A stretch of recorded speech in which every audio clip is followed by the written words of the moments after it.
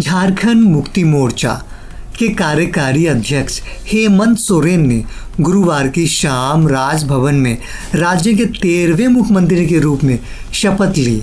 इससे पहले उन्होंने एक वीडियो संदेश जारी किया जिसमें उन्होंने बिना नाम लिए भाजपा व केंद्र सरकार पर निशाना साधते हुए कहा कि मेरे विरोधियों ने अलग अलग तरीकों से मुझे लंबे समय तक जेल में रखने की कोशिश की, लेकिन आखिरकार न्याय की जीत हुई।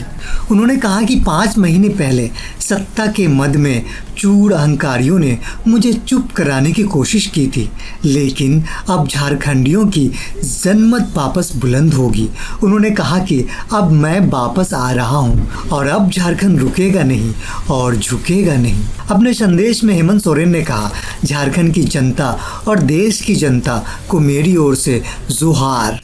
आज 4 जुलाई की तारीख है।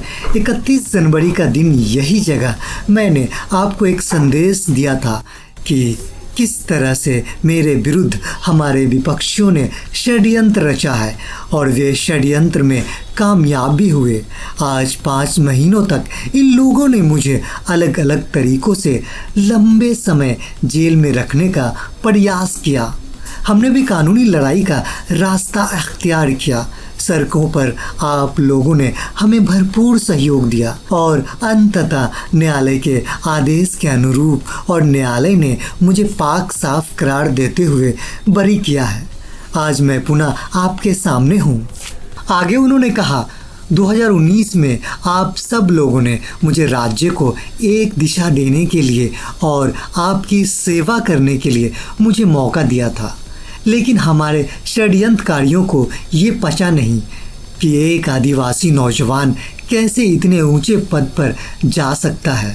और अंततः 31 जनवरी को उन्होंने बेबुनियादी आरोप मुझ पर झूठे केस बनाकर मुझे मुख्यमंत्री पद से हटने के लिए मजबूर कर दिया।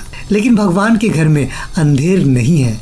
कहीं ना कहीं आज आप लोगों की दुआ और आप लोगों के आशीर्वाद से मैं बाहर हूँ। विगत लोकसभा चुनाव में झारखंडी एकता का जो ये परिचय आपने दिया है, इसके लिए मैं झारखंड वासियों का सदा ऋणी रहूँगा। झामुमो के प्रमुख नेता ने कहा, हमने पहले भी कहा, झारखंड जो हमारा प्रदेश है, यहाँ के जो आदिवासी, दलित, पिछड़े, अल्पसंख्यक, गरीब, किसान, मजदूर हैं, हमने हमेशा उनकी आवाज़ बनने का प्रयास किया है। गरीब को कभी किसी ने प्यार से कुछ नहीं दिया, हमेशा उन्हें संघर्ष करना पड़ा। लेकिन जब आपने मुझे सेवा का मौका दिया तो हमने अनवरत आपके दरवाजे तक पहुंचने का प्रयास किया था, लेकिन इन लोगों ने हमारे कदमों को रोकने के लिए एड़ी चोटी का जोर लगाया, फिर भी कुछ ही समय तक रोक पाए। आगे सोरेन ने कहा, अब मैं पुनः आपके समक्ष आ रहा हूँ और आपका हक अधिकार आप तक पहुँचाने के लिए मेरा हर संभव प्रयास रहेगा। मेरा हर एक निर्णय इस राज्य के लिए, यहाँ के मूल निवासियों, आदिवासियों के लिए, यहाँ के दबे कुचले, शोषित, पिछड़े वर्गों के हित में रहेगा।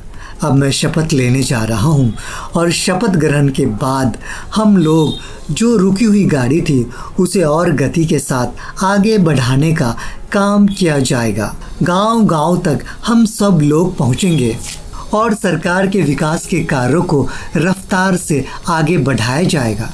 अपने संदेश के अंत में सोरेन ने कहा, झारखंड रुकेगा नहीं, झारखंड झुकेगा नहीं। बता दें कि हेमंत सोरेन को झारखंड उच्च न्यायालय द्वारा कथित भूमि घोटाले से जुड़े धन शोधन मामले में जमानत दिए जाने के बाद 28 जून को जेल से रिहा कर दिया गया था। प्रवर्तन निदेशालय ईडी द्वारा 31 जनवरी को उनकी गिरफ्तारी से कुछ समय पहले ही उन्होंने मुख्यमंत्री पद से इस्तीफा दे दिया था। ऐसे ही खबरों के लिए बने रहे हमारे साथ और देखते रहे हमारा न्यूज़ चैनल NL9 न्यूज़।